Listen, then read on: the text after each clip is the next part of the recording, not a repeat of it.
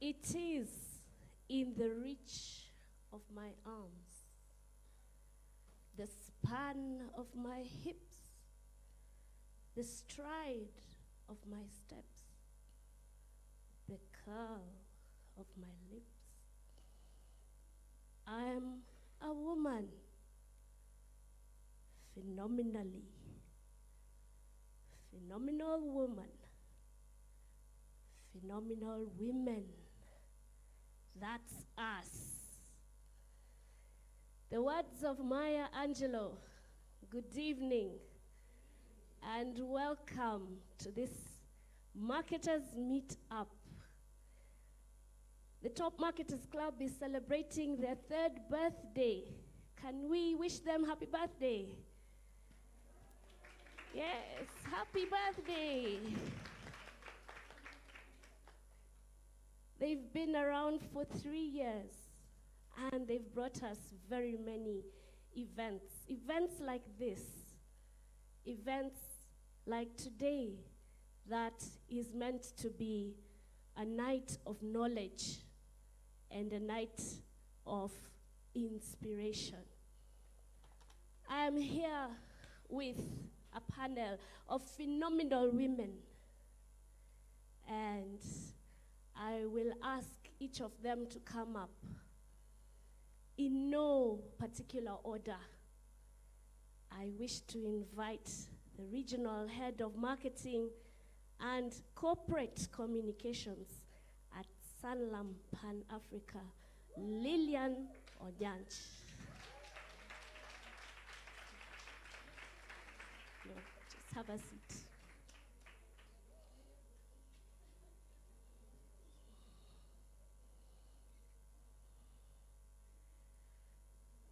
The Vice President Marketing of Copia Global, Mudachi.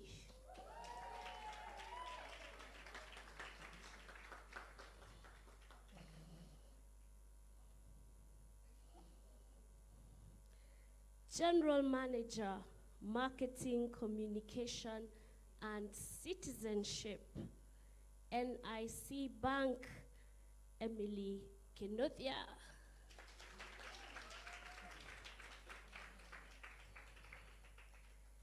And joining us on the panel is our keynote speaker. She introduced herself, the MD Mediacom, Serah Katusia.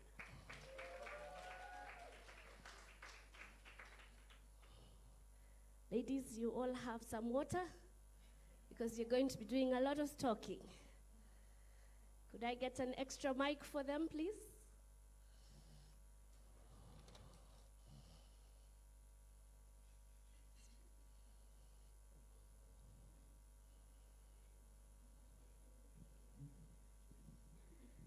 So we'll be doing a lot of mic sharing. Feel free to jump in at any time.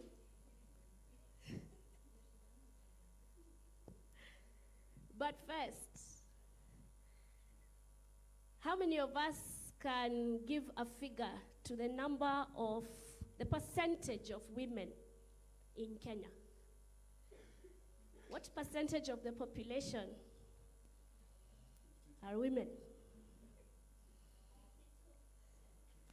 52%. 30. Money has been poured.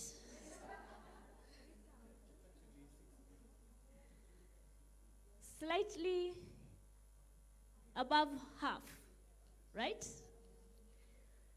Does anyone know the percentage of women in marketing?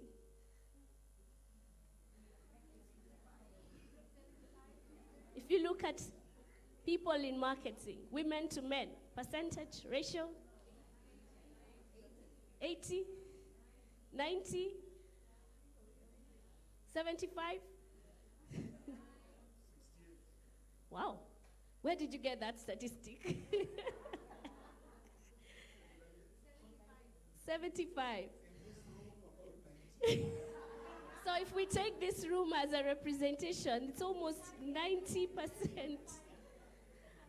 I asked my colleagues this question, and they were telling me they sometimes see an 80-20 split, and sometimes it's more like 97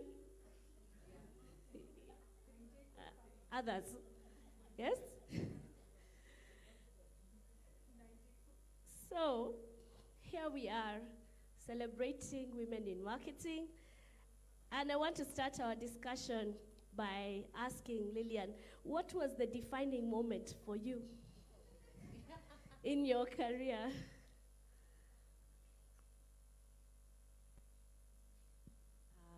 Two come to mind. Good evening, everyone. So, two particular things come to mind. The first one is when I was making a transition from Kenya Airways to Safaricom. It came at a point when there was a lot happening in my personal life as well. I didn't believe that I was right for the job. Goes back to that thing of women thinking that you're a fraudster. So I remember, I'll tell you, there's a part I will leave out in this response, which we'll talk about the pregnancy bit later. Yes. But at that particular point, I felt I'm not qualified for this job. And I remember taking the appointment letter, driving into Shell petrol station and sitting and thinking, okay, is this for real? And then I said, let me drive to the office. And I quickly drove and I said, let me type that letter of resignation before anything changes anyway. So what was defining about that whole experience was, I remember meeting the M-Pesa director. And we had a 5-minute conversation, and this lady, she said, Betty Mwangi, she said, welcome to the team. And I was like, really? Me? This is M-Pesa. And it came at a time when M-Pesa was going through so many changes. I didn't really think that I was fit for the role. But I think what was defining for me at that particular moment is take on the risk, take on the challenge, raise your hand, go for it. So I think that was defining for me. There are challenges or opportunities or tasks that came thereafter. I felt, maybe that person has seen something that I don't know. I don't even see it. But maybe there's something in me that this person has seen. So for me, that was a defining moment in my career. Okay. And you mentioned about feeling that you were not sure whether you were good enough. Serah also mentioned that in her presentation. And for those of you who may be interested, it's actually a syndrome that is documented called the imposter syndrome. You can go check it out, yeah? And studies show that women tend to suffer more from that doubt than the men do. Again, tying in with what Serah was telling us about waiting to be 125% qualified before you apply for a job. Okay, Catherine, you work for an organization that's a retail e-commerce firm, but you've been handling very many brands on very many continents. Tell us a bit about your experience in marketing. Wow, good evening, everyone. Can I ask that we just commend the 4 gentlemen first who are in the house, who have been brave to come and sit here. Thank you very much, gentlemen. We appreciate you because we don't operate in silo, right? We need the men as well in our journeys. Wow, so that's quite an open question. My experiences. So I think I started my marketing journey when I was working abroad. And my first boss was actually a lady boss. Yeah, and I thought, this is gonna be so easy. She's a lady, she gets me, she feels me, I can cry in front of her, she gets me, we can be emotional together.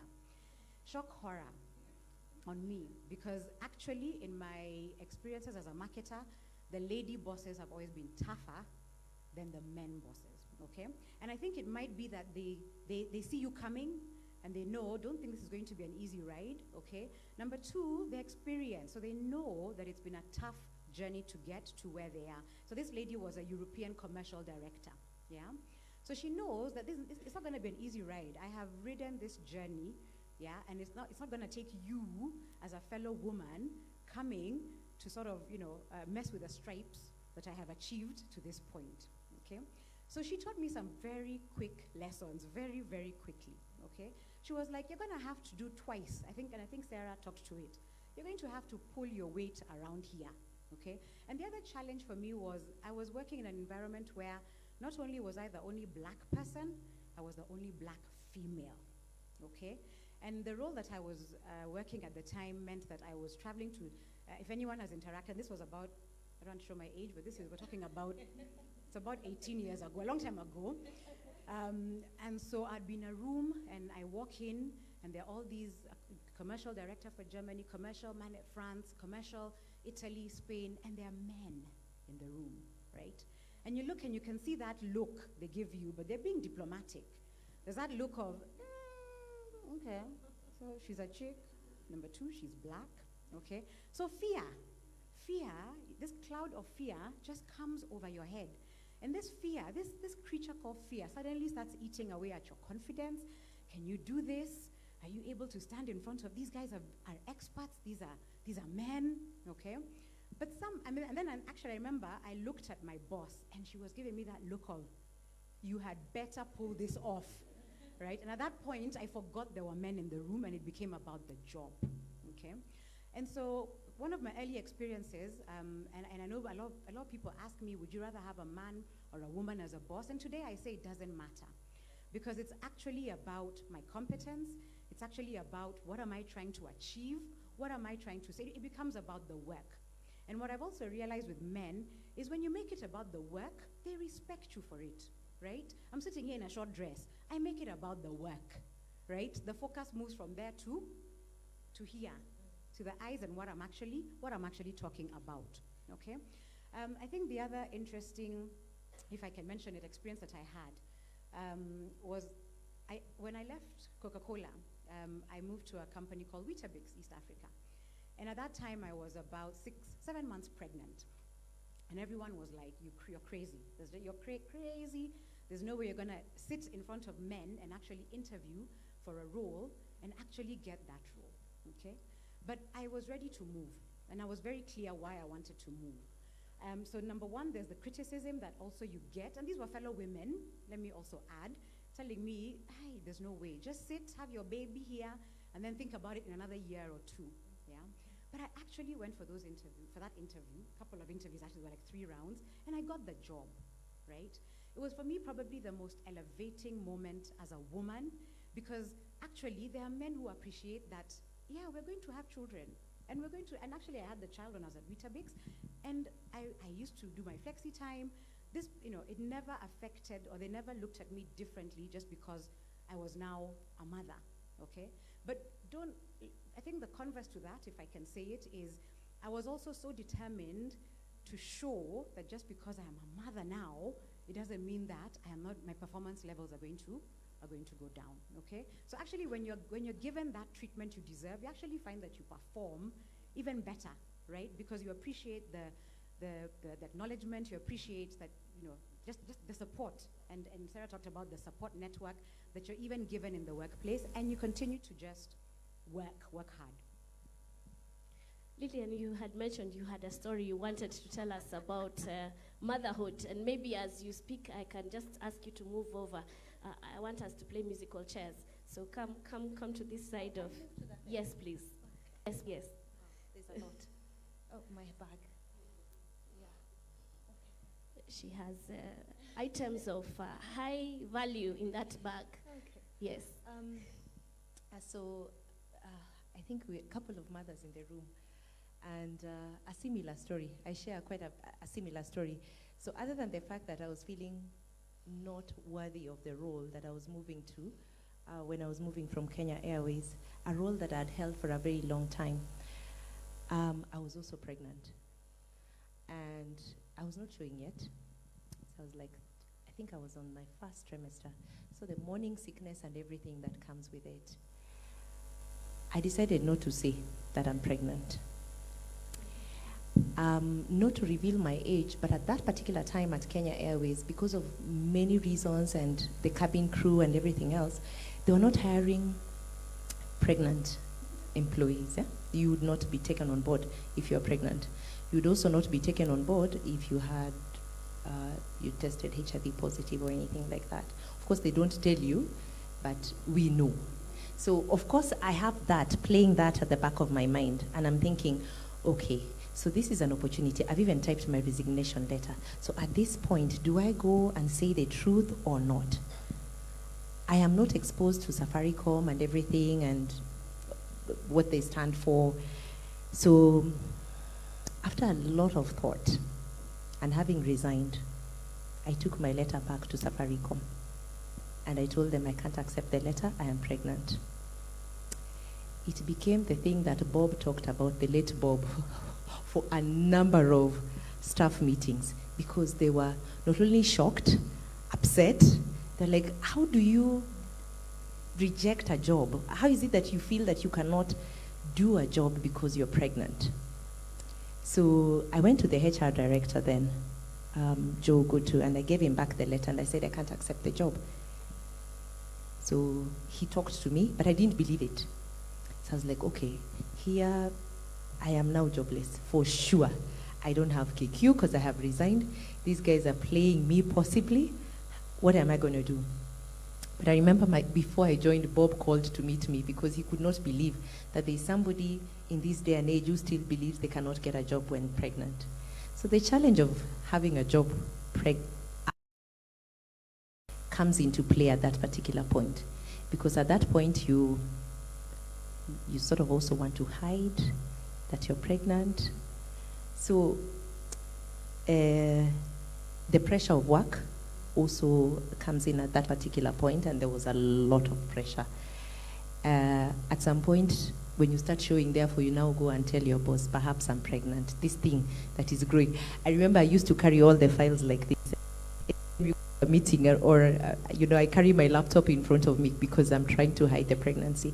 But it was a woman, and I came around and I said, I'm pregnant.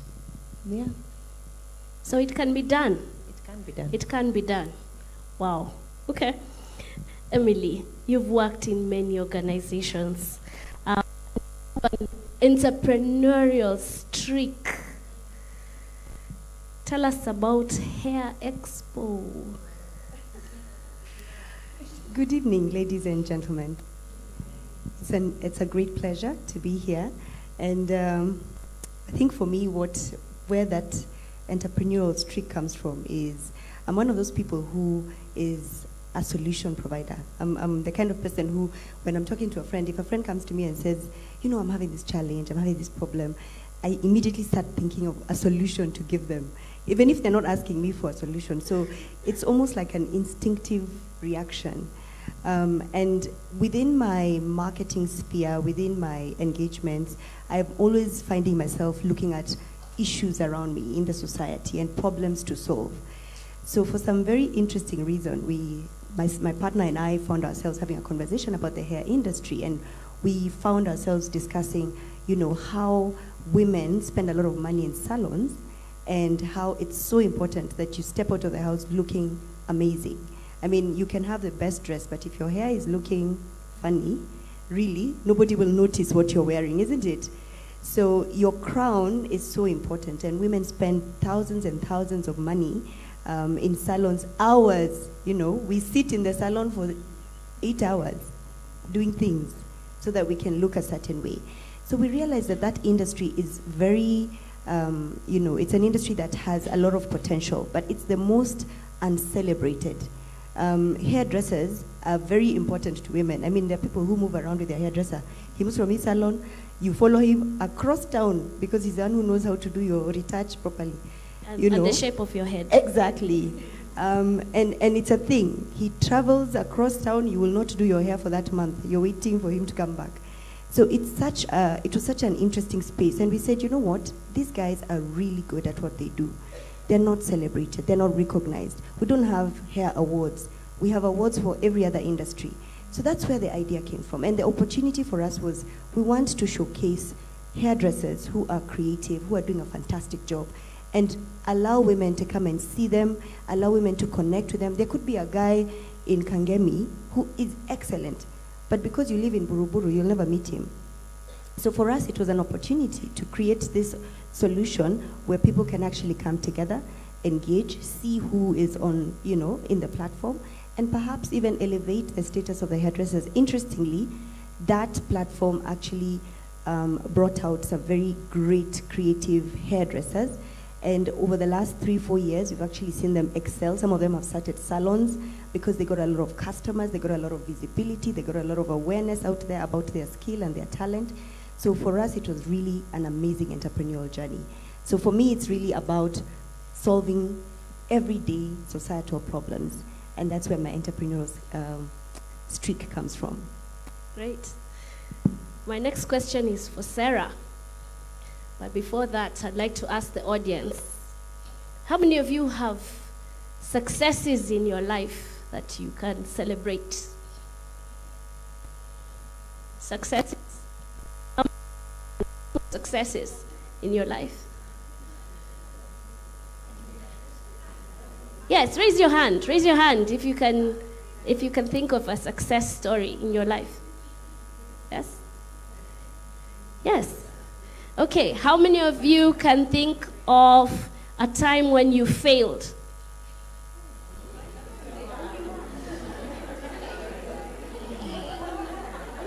I really need you to go read about this imposter syndrome. The hands have come up very fast. But in the meantime, my question to Serah is, tell us about a time when you failed at something that you were doing. What did you learn from it? I've had very many failures, actually. I just call it failing forward. And my first time as a GM in Tanzania, it was 2016. Of a team of 60, and about 30% of them are older than me, and I've been in the industry for longer. And I had a staff issue, and I don't know whether it's a failure or not a failure, but for me, I look it as a failure that I had to learn from, because I had to learn how to not feel, right? And if you're a woman leader, not feeling is not that easy, right? So your emotions are always going to take the best of you. You're always going to take a side that is much more emotional. When something happens first, the first feeling that comes is not the rational brain, right? It's your very emotional brain that comes to the fore first. And what happened is, well, when I look back, I'd have done better because it was a very emotional engagement. And so this person then also, who was already emotional, became crazily emotional. I think it's the only time I've ever fired someone for not for non-performance, but for attitude. But looking at how I did the issue, for me would have been maybe not fire them, possibly. Maybe think through how I could have helped them get better. So I look at it as a failure because my emotional brain just went towards, I can't do this, I can't deal with this shit. Sorry, like I just can't, Like I just said, I just don't think I can deal with it. And letting that person go, and I think and I struggled with it a lot, and I was like, what could I have done better? Did I do a bad job? And I think it took me maybe a year or a year after to finally be comfortable to say, I did the best of what I knew then. And I can only do better when I know better. And to stop beating myself around about it and saying, well, I could sit here and cry and feel bad about it. At that moment in time, what did I know? That's what I knew. But now today I know better, I can do better. But the reason for me it always stands out as the most important moment of my life is because it taught me how to deal with people. I was a first-time GM, and I had to learn. I was in Tanzania, so you can imagine. And I had to learn quickly, but it taught me how to deal with people. And today when I deal with people, I try. I don't think I always succeed, but I try a lot to first put myself on the side. In fact, if I'm feeling emotional about the issue, I do not talk to that person, whether client or staff. I just say, can we have a conversation next week? Because I try to first completely remove my emotional self and then look at the issue from a very rational, objective point. And it taught me that most of the fights you're going to have in life are not about what, they're about how. You know, it's not what we say, it's how we say it. And that's the biggest lesson of my, I think, leadership career.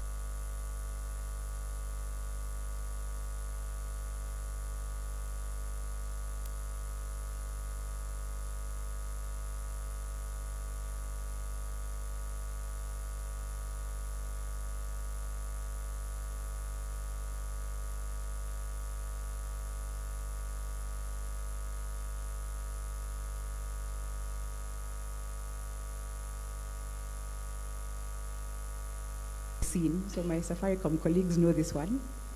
And this was when we were doing the Safaricom brand refresh, and we came up with the Twaweza positioning.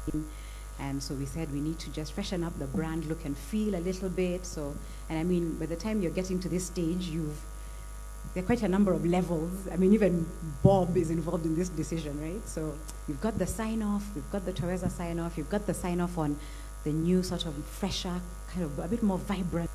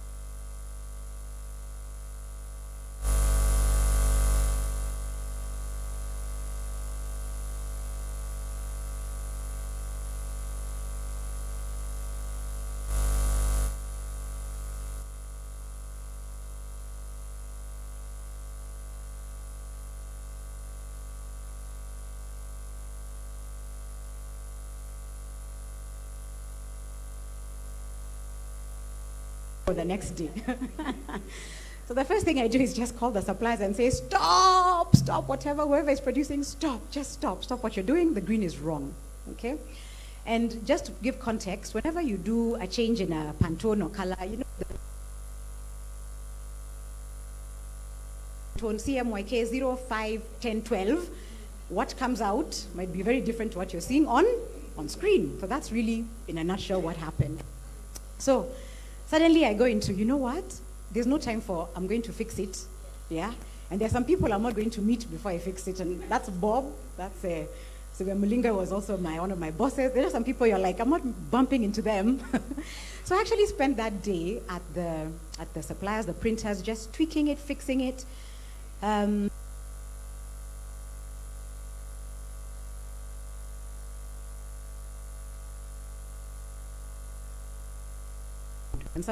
Emily talked about solutions, right? And I just went and I printed flexis, I printed ABS signs, I printed, you know, the different collateral that you know you have to now go and show, yeah, this has been fixed. When I had all my samples, that was like the whole day. The next day, actually, I went straight to Bob's office. Because Bob he was the owner of the brand, bless his, you know, may he rest in peace. And I went and I said, am I allowed to talk, say exactly what I said? It's a safe space. I said, yeah, fucked up the green. We didn't do samples. We know where we've gone wrong, but here are the correct samples. Okay, so I laid out everything on his desk. And I said, this is what should have been up there, this should have been, and I went into overdrive. And Bob is one of the most chilled out guys, and he just said, whoa, okay. But then, and he actually told me, actually, Catherine, it's not you who just fucked up, I fucked up too. And I was like, oh, okay. So we're going to share this failure. And I remember he looked at it and he said, but this looks great. Just make it happen, okay? And as I left his office, the next guy I bumped into was the head of corporate affairs, and he was just like, what the hell? And I was like, here they are. These are the right samples. Bob has approved. And he was like, oh, okay, great. So I just went into fix-it mode, right? Just fix-it mode. I got all the sales guys. Oh, I mean the sales guys and all the, what do you call them? The M-Pesa, the agent guys. Yeah. They called for a session to say we're not rolling out that dark green. Yeah, I mean, it was short of a disaster. And the last place you want to be known for disaster is Safaricom. But anyway, I think the important thing is I just went into fixing mode, right? And that's what you need to do. I could have chosen to drive home and go and enter the blanket and turn my phone off, but that wouldn't have solved the issue. That wouldn't have solved the problem, right? So I just went into fix-it mode. I got the salespeople together. I showed them everything. I remember it was a couple of days of manic. I don't think I saw my husband for those days, but it was just let's fix it and let's just solve this problem, okay? And so within the next week or two, all the things which were wrong were brought down and the correct things were put up again. And then I sat back and I said, wow, okay, what was the learning there? Right? Because that's what you have to do with failure. You have to embrace failure. It's going to happen. Pende usipende. It's going to come. And sometimes it'll hit you in the face. You won't even see it coming. It'll find you. Okay? And so for me, I always say embracing failure is probably a person's biggest strength. It's probably where you grow the most, because resilience. I was resilient in that situation. I wasn't going to let fear and failure be what is actually going to determine the next couple of hours, because I could have, right? I could have let the fear I could have just frozen, okay? But I went into fix-it mode. It's about the resilience. And I remember when, the time I was meeting Sylvia, she just looked at me and she laughed. And she said, is it sorted? I said, it's sorted. And she said, what did you learn? And I said, wow, I think that has been the moment when resilience has played up the most for me across my entire career, yeah? And the fact that I just went into solution mode is probably one of the other biggest lessons I also learned from that very failure stroke, I don't know what to call it, stroke revival. Fascinating story there. Yes, fix it, find the solution. And I think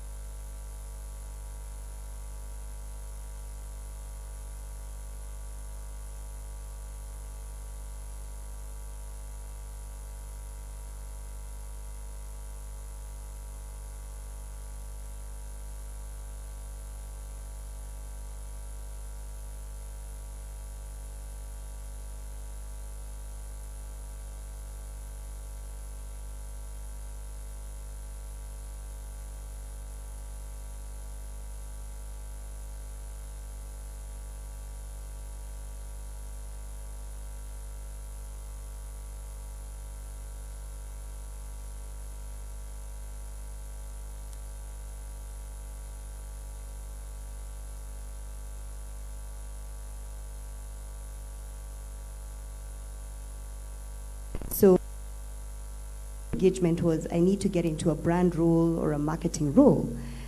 But the one thing that I quickly discovered is everybody would look at my CV. I've worked on FMCG, I've worked on all these different brands, but I don't have hands-on brand experience. So I'd never get a chance to even interview. Or even when I did interview, I'd never get the role, just purely because I didn't have that piece of experience. So I remember I really, I was very intentional about it. And I said, I'm not going to give up. I'm going to try to get in. So I got a job in a bank, financial institution. So I was really excited. I went into it, and a year later, I quit that job. So what ended up happening is that I beat myself up so much because I felt like I failed. I was feeling ready for this role. I was feeling like I have all the experience. I've worked on financial institution, in the advertising world. I understand them. I know what it is to build a brand. I know how to do marketing campaigns. How can I fail at this?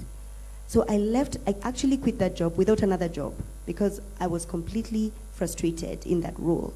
And I remember sitting back, and I actually went back to Scanad. I went back to advertising. But even as I sat there, I remember thinking to myself, is it that I'm not cut out for marketing? My passion is in marketing. But for some reason, I failed at this role. So it took me a while to actually get to a point of realizing that it was part of my journey. And every experience that I collected along the way was actually setting me up for my next role. So today, as I sit in a financial institution, it's actually that 1 year stint that I did in that financial institution that got me in the door. So, in as much as I felt like I had failed and perhaps I can't do this, I continued on. I pushed back. I went back into a marketing role in a different organization and grew from there. So my encouragement to anyone in the room is to say, look at your failures as points of learning. Be intentional about what you're learning out of that. And remember that every experience counts. So whatever it is you're doing, whether you're a brand manager, whether you're a receptionist, whatever it is you're doing, do it well. Because that experience will count for something, further down the line. So back to the question, if I can remember what it was, of mentor. Coach or mentor. And coach. Okay, yes. yeah. So I think for me, I actually have both. I have mentors and coaches. I have mentors for different reasons and different seasons because I believe in surrounding myself with people who inspire me, who can push me forward, who can challenge me. You can have a mentor for your career, you can have a mentor for, just spiritual. And I believe that that is sort of like the circle that, takes you to where it is that you want to get to. So it's people who you look up to, it's people who've gone ahead of you.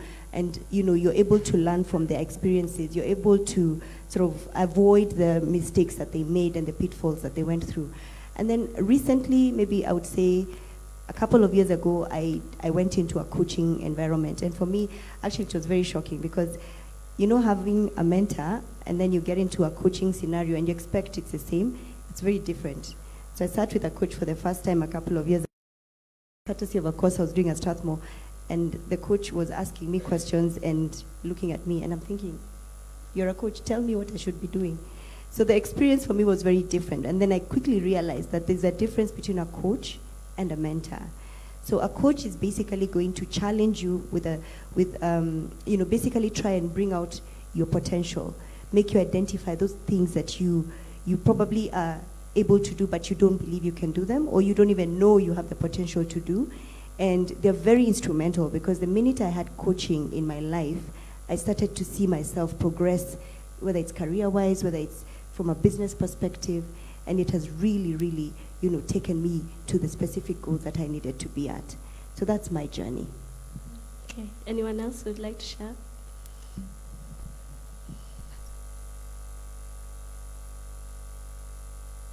I think you've every opportunity that you get, actually, it does count. In the room, I don't know if we have young people who are just starting out their careers, who are starting out as interns. I started my first job as an intern, and it was by fluke. I swear to God, I'm telling you guys. I was an intern at Kenya Airways. I was still a third year, so I started working at a very young age. And I remember walking into that space and saying, it doesn't matter the mundane job that they give me, but I will do it to the best of my ability. So on this particular day, my role was to get the people who were interviewing for the job from the reception into the interview room because it's a high security area. So in the process of doing that, they had an oral part and a practical part. They finished the end of the day and they could not get a candidate. I was young. Computers were just, it was the in thing, number crunching and everything. So I asked them at the end of the day, can I actually sit down? And they looked at me and they said, you're 20. I mean, really, we had guys who are analysts from other organizations. You think you can do it? And they gave me a chance. In less than an hour, I had done the number crunching, the assignment that we were given. And that's how I started my first job. So it doesn't matter whatever position you've been put in. Do it well, and an opportunity might just come through that. So I remember saying, I am not leaving this space. I will get a job here. I have no idea how. And that's how I got my first job. So maybe that is just something that you can take. Do your job, do it well, and be determined enough to go for what you want. That's the story I'm getting from you. Ladies, you are in jobs that are very demanding. How do you manage to balance work and life? Although now the term is changing, they don't call it work-life balance, because balance suggests there's a scale. So which one is going to weigh or go down or go up? So they're calling it integration these days, work-life integration. How do you manage to do that? I'll start, and I think I'm the one without babies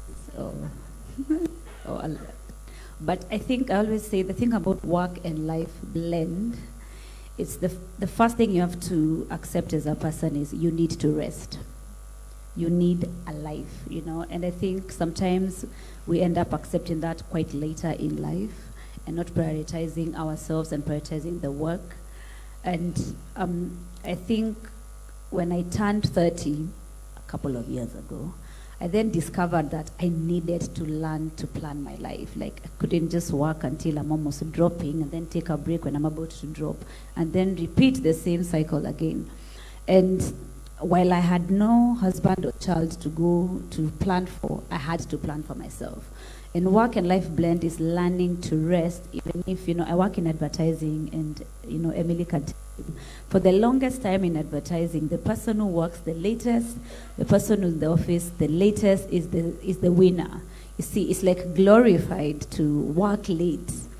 And I started my career in advertising as an intern, so you can imagine, what else do? You work until 2 a.m. every other day.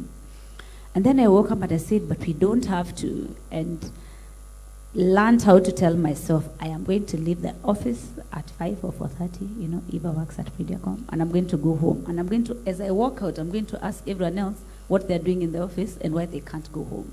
And I've had to create a space where I tell people, go home, you know, unless we must do it today. I mean, advertising, I'm not a doctor, right? We're in marketing, guys. We're not doctors or surgeons. No one is going to die. But you could actually die. You know, I'm in an industry that we've seen people die or, you know, commit suicide because they are overwhelmed with work. How now? You know, work. Like, imagine when you're up there and you're looking down and you're thinking, what? I died because of work. It's never that serious. And for me, this is and I work, I don't mean I don't work in the evenings. Sometimes I'm at home or I'm at a date with my friends and I'm trying to balance a phone call, but I'm not going to kill myself for a job, and you can't. And if you work for someone who does not appreciate it, you know, I hope and pray you get to work for someone who appreciates how to rest, but you have to prioritize yourself first. Deliver to the job, but prioritize yourself first.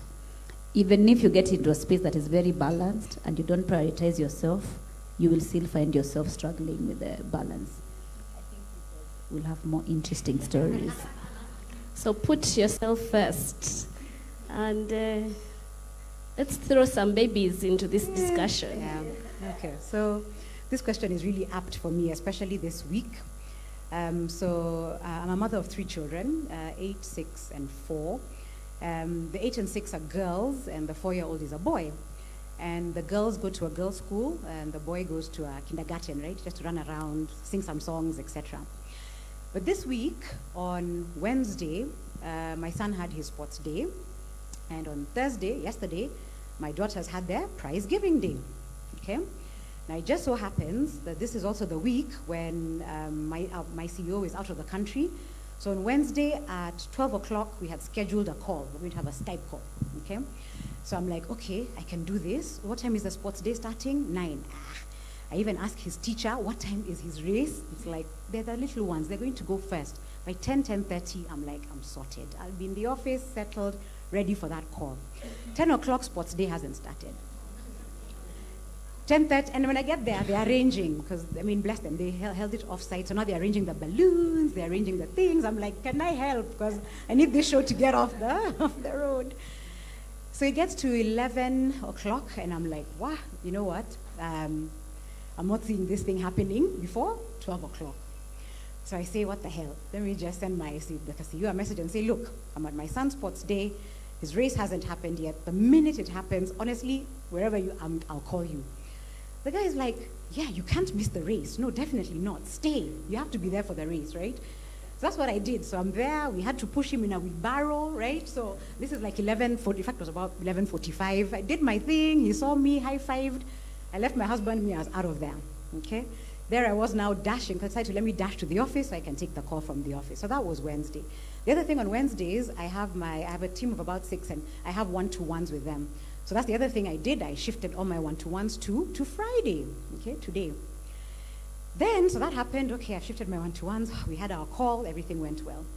Yesterday was the prize giving day at my daughter's. And initially I told them, you know, guys, I won't be able to make it because, look, you know, I've not been in the office on Wednesday.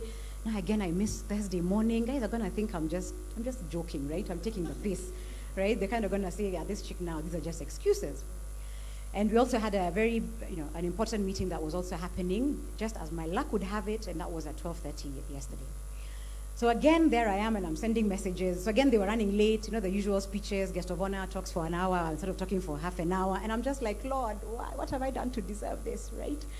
And I remember I was trying to get my daughter's attention to say, I have to go, but good luck. Because one of them was actually getting a prize, right?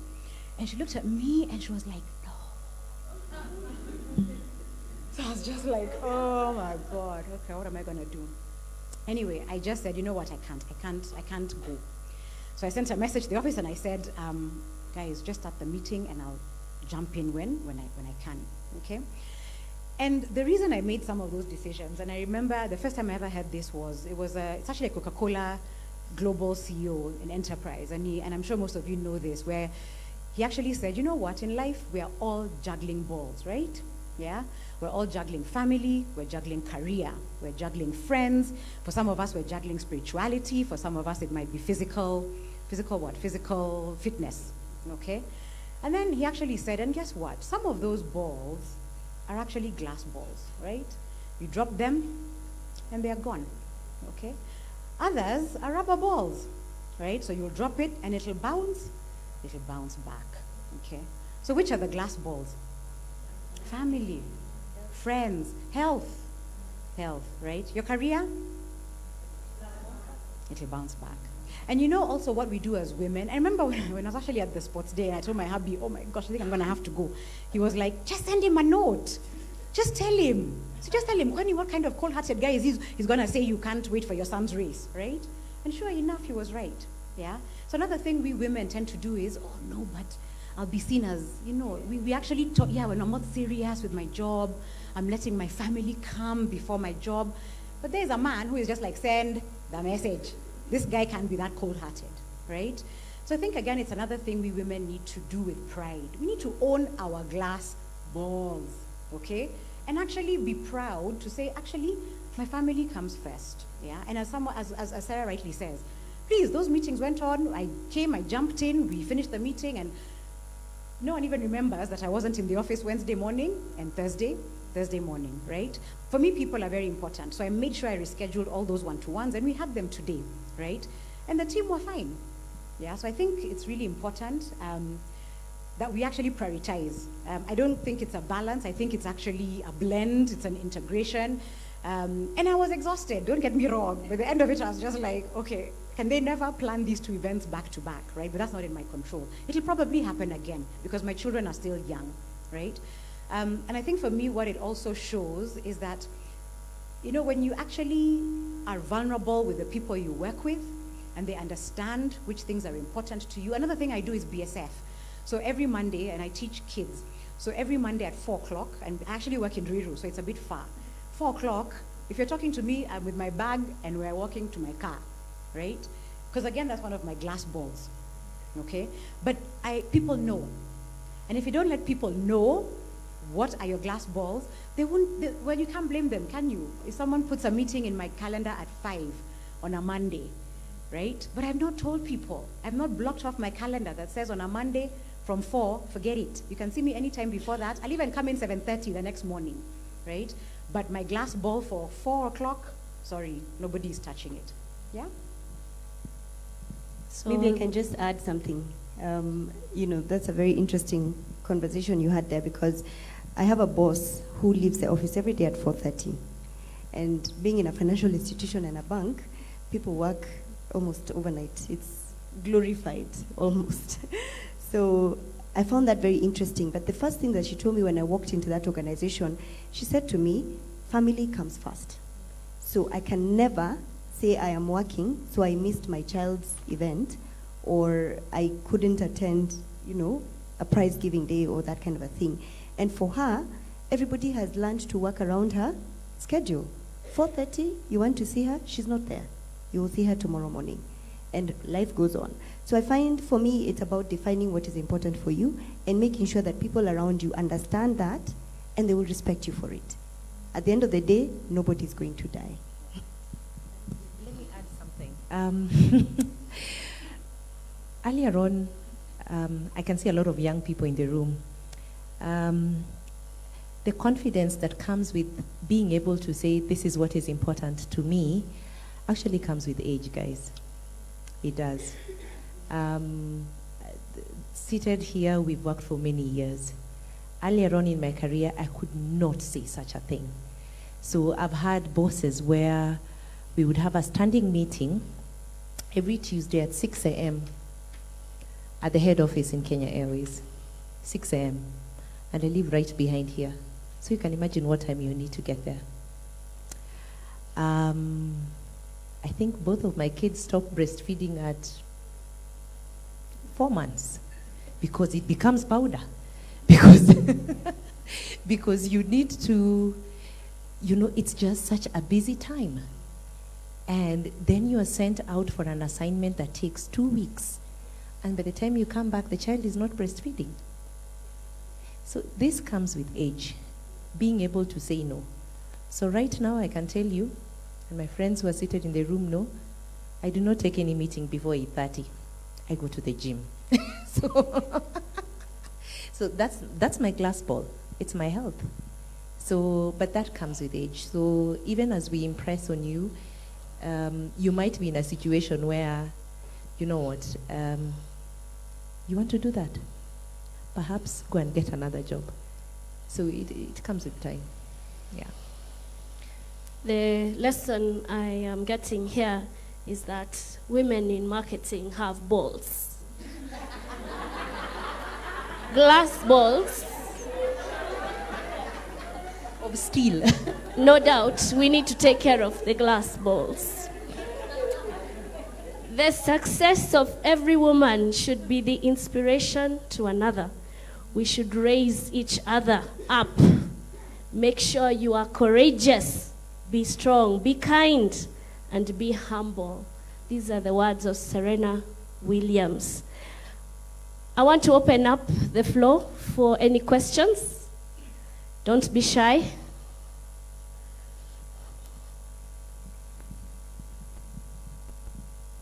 Hi, my name is Naomi, and anyone can take. And thank you so much so passionately. But my question is around relationships, yeah? So we know as you go those relationships, and some of them were just meant to be lost. But as you go higher, do you struggle with losing relationships and finding new ones, be it husbands? Does it get really lonely at the top? And what do you do? Because you also don't want to be this isolated human being. I think, just like we spoke about work and life blend and balls, relationship and friends are the glass balls, right? So if you're not there, if I decide I'm so busy in my life that I'm not there for my friends, when I go looking for them, they shall not be there for me. They've moved on, right? Life just moves on.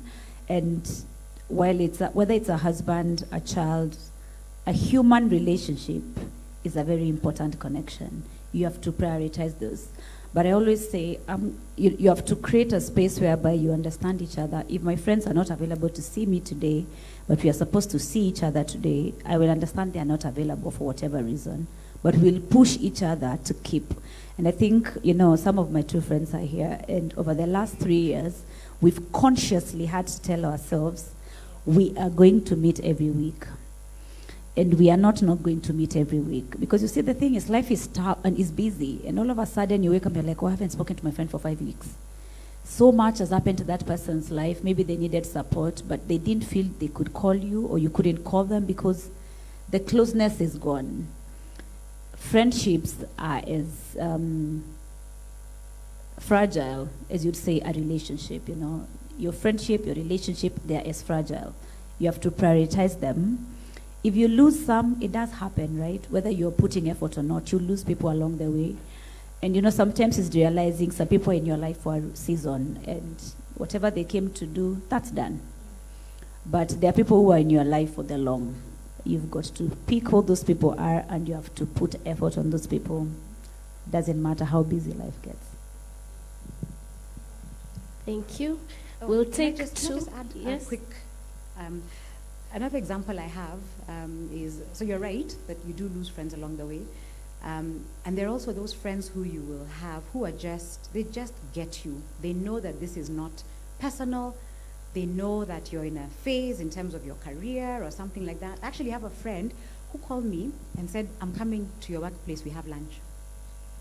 Right? And I was I was in tears because I was half touched. But at the same time, I was thinking, this is really sad, Catherine, as well. But we still connected, right? It was an hour, in fact, an hour and a half. We sat, we had lunch. And I actually managed to zone off work, and we just connected about what was, our lives. So you will still end up with those friends who will just cherish you for who you are, understand that you're in this space. Yeah, and I've actually got a couple who tell me, we know at the moment it's your children, it's your, right? We're still here, we still love you. And you write back and you say, I love you, and I hope you guys are fine. So, there are those friends who will still walk with you that journey. And then there are those who just won't understand it. And it's okay. We need such friends. I'll take 2 questions. We have one here. Evening. My name is Sarah Joan Williams, and thank you guys so much.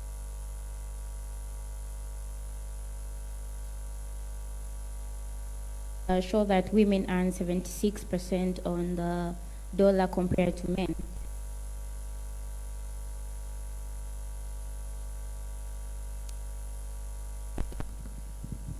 And another question, so that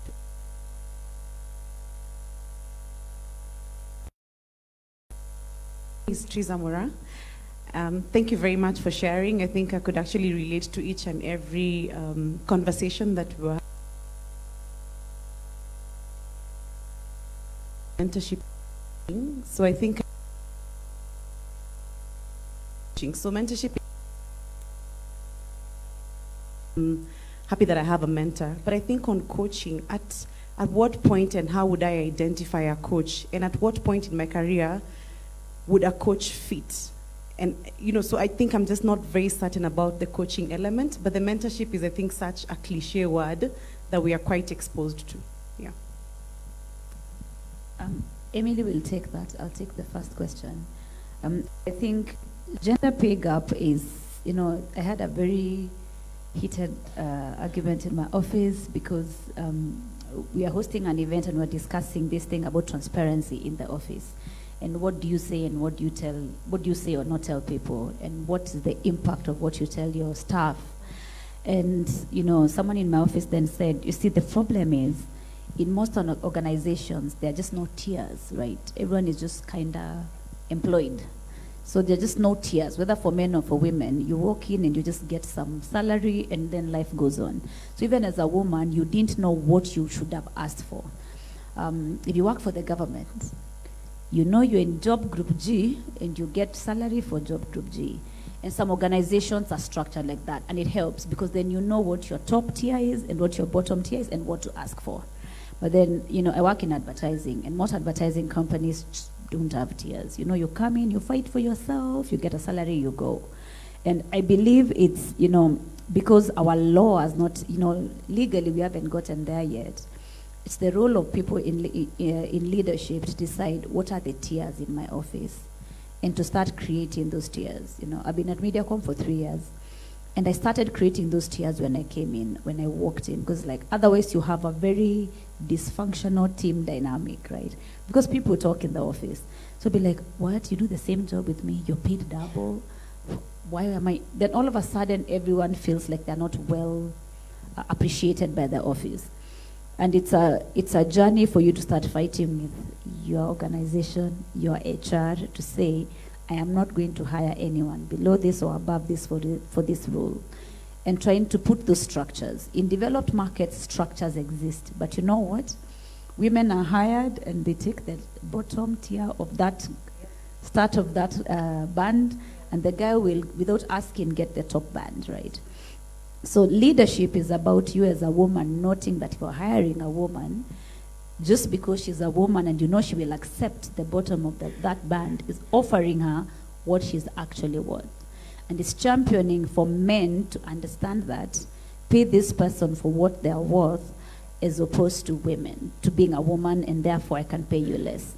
2, there's something Catherine spoke about, it's the confidence to ask for what you know you deserve.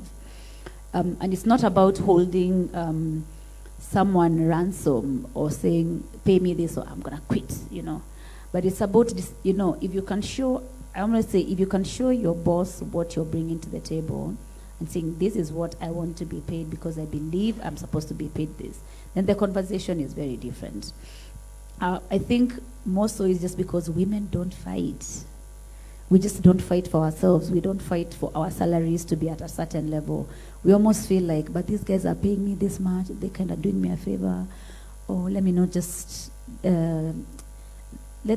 disturb the peace, But a guy will walk in and say, hi, I've been here for 4 years, I want an increment. Women will wait until they have another job to ask for an increment. So I think some of it is just getting confident enough to have that conversation with the people we report to. So know your worth and have the confidence to ask for it. Yeah. Can I just add to that? And just extending the conversation a little bit to also women on boards, right?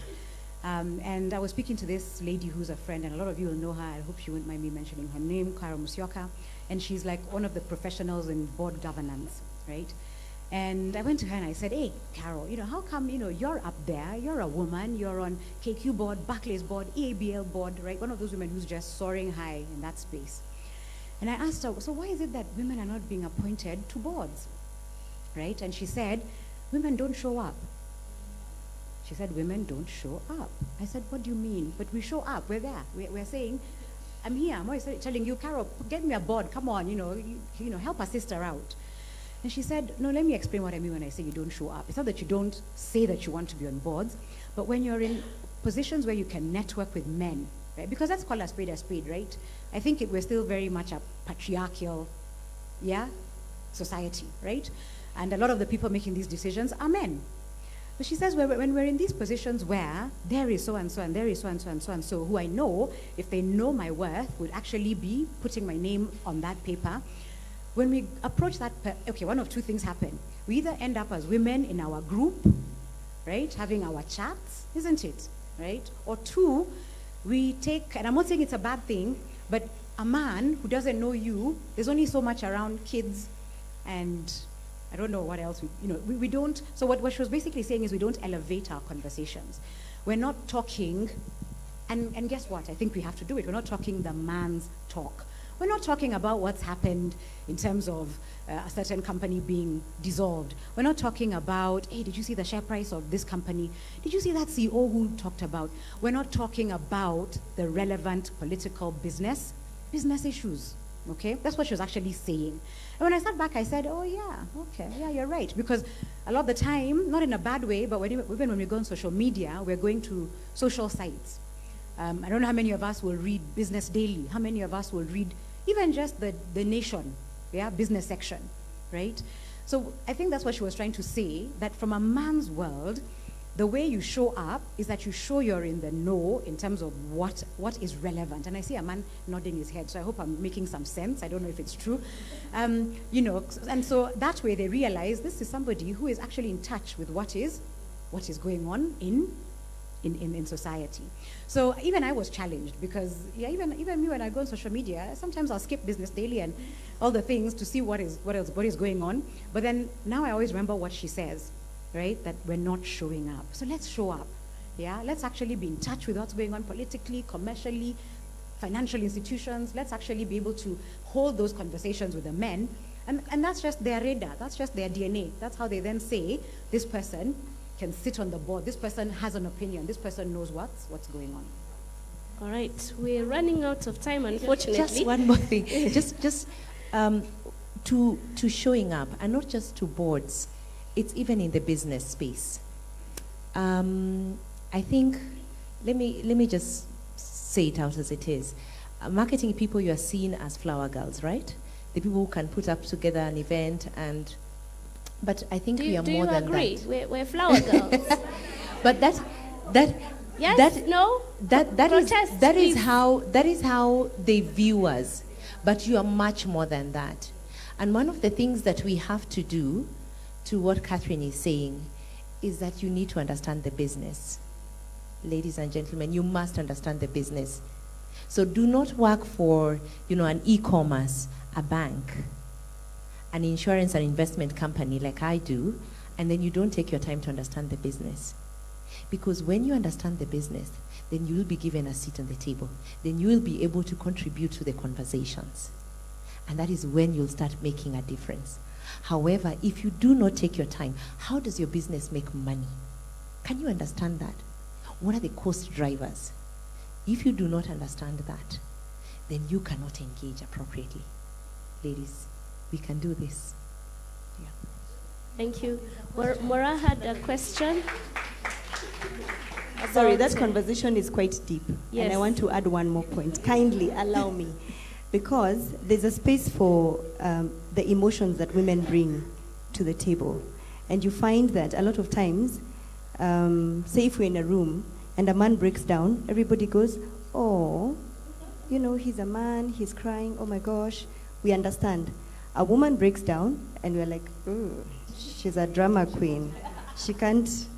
She's not together, self-aware. Your emotions, you have to keep them in check. It doesn't matter. I work for a financial institution. 70% of the people there are men. You walk into a meeting room, you're seated on a table, you're the only lady, and people will overlook you completely. It's like you're not there. In fact, they almost assume you're there to take notes. Because, why would you be here? And serve the tea. So it is a stereotype, and it's a reality that we're living in today. So I'm trying to just say, as a woman, you show up. If you have to break down and cry, gather yourself with all the dignity, go to the washroom, cry all the tears, collect yourself, come back, and continue to engage. And people will respect you and give you the opportunity and hear what you have to say. So at the end of the day, that is the reality that we are living in. I think I'll just talk quickly about the coaching question because it was asked. I think for me, I had mentors, as you rightfully said, for longer. And I found, most of the mentors will more often than not be your friend or somebody who you know very well or somebody you worked with and you sort of kept that connection. So it's sort of easier to sort of get into a mentorship conversation. Coaching for me, and I'll talk about my journey, it almost became a necessity when I got to a certain level of my career because I started juggling too many balls. I'm a bit of a, what's the word? A kichwa ngumu. I don't know if anyone is. I'm those people who, I'll do it, and I don't know how to say no, so I'm invited to this thing, I have to go. So I was stretching myself so thin. I was doing everything. I was the person to leave the office last. On Saturday, I'm running around. So I got to a point where I was actually crashing. So somebody got me a mentor, and the mentor they got me was actually, a coach. And the coach they recommended me to see was somebody who I was actually afraid of. So that I can actually get to do what I need to do, because I'm a hard head. You'll tell me to do something, I'll be like, no, that doesn't work for me. So this coach literally got me to start working out because I was burning out. And the person who was training me, I got a personal trainer, was actually her trainer. So what was happening is that if I don't go for the workout, she will know. So my next session, you did not work out. And I'm like, how do you know? Yeah, the trainer told me. And I was like, oh my God. But I realized later on that I got into certain routines. I was able to discipline myself. I was able to focus and, sort of have a very razor-sharp agenda concerning my life, my career, where I want to go, what I want to achieve in life, my purpose. So there's a very sort of different engagement and value that I derived out of having a coach. So I hope I've answered your question. There are two last questions that we're going to take because time is not on our side.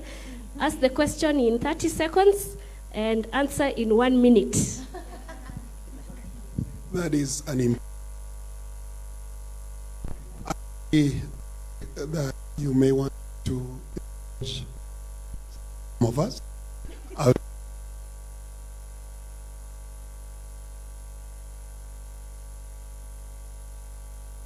Perspective on whatever that has been discussed tonight. So if that is acceptable, my name is Fred Machoka. This is my 43rd year since I first held a microphone. I'm a radio and television presenter with Royal Media Services. Prior to that, worked for McCann Erickson advertising agency. There were only two major advertising companies. That was McCann Erickson and Ogilvy and Meta, way back when Bharat Thakra was taking a taxi.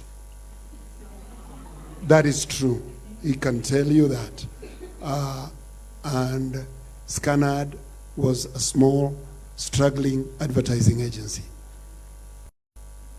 I want to ask that this conversation continues, that you need a full day, if not 2, workshop to discuss something like this, if you want it to be helpful, because there are a lot of people who are going to live here having many questions that they want answered, which will not be answered because of time, and that they too will want to be heard.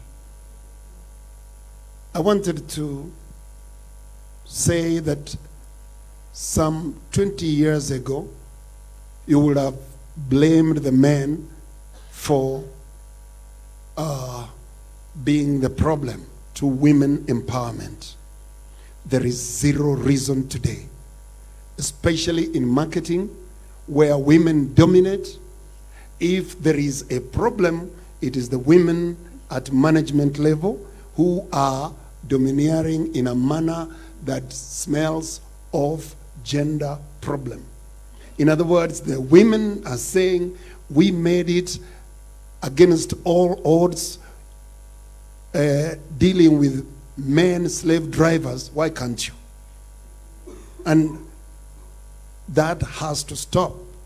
If you are, sorry if I'm criticizing the keynote speaker, it's not right, but I want to say, I think if you walk the streets of Nairobi or stop along Uhuru Highway, every third beautiful car is driven by a woman today.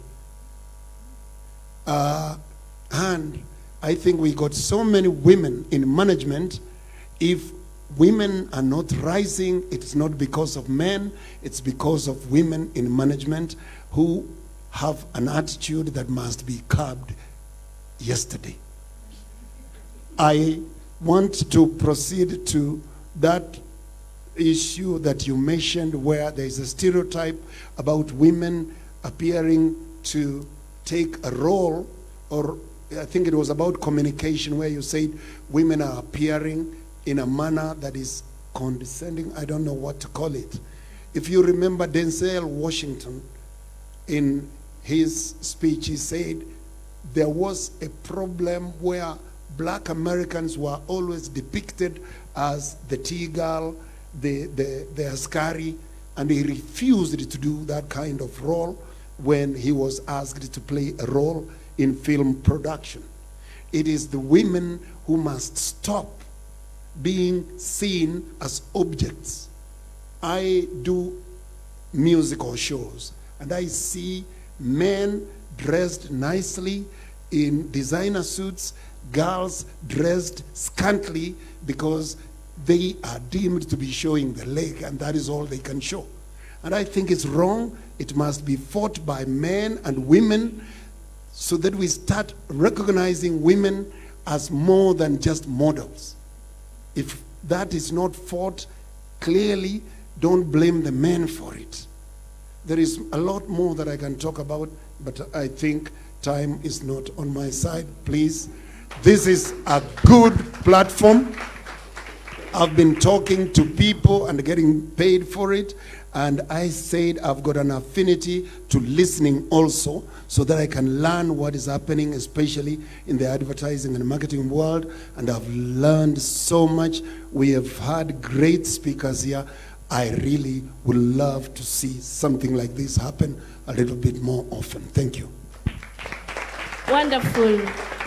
The last question, and please, 30 seconds. In fact, I'm thinking of not asking, but thank you for giving me that opportunity. Mine goes to Lilian. Yes, because this is one woman I've admired many years, and Lilian, I hope I will not offend you.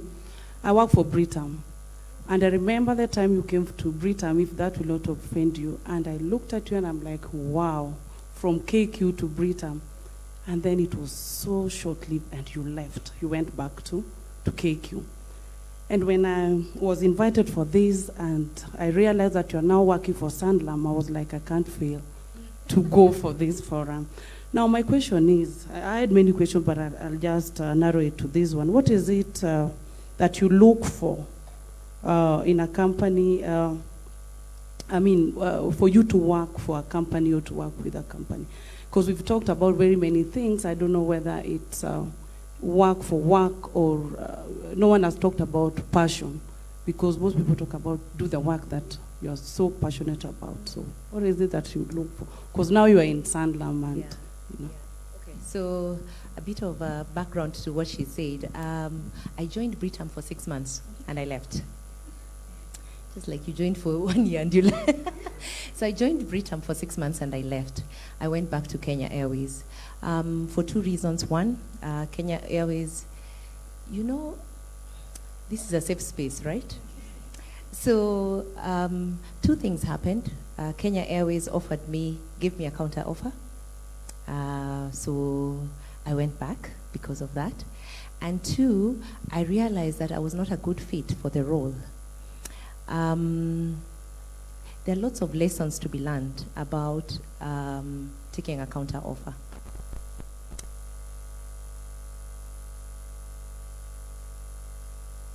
And I still carry to date is the person who asked me to go back to Kenya Airways in less than a year was asked to leave. I was then seen as somebody who was aligned to somebody else who is not there now.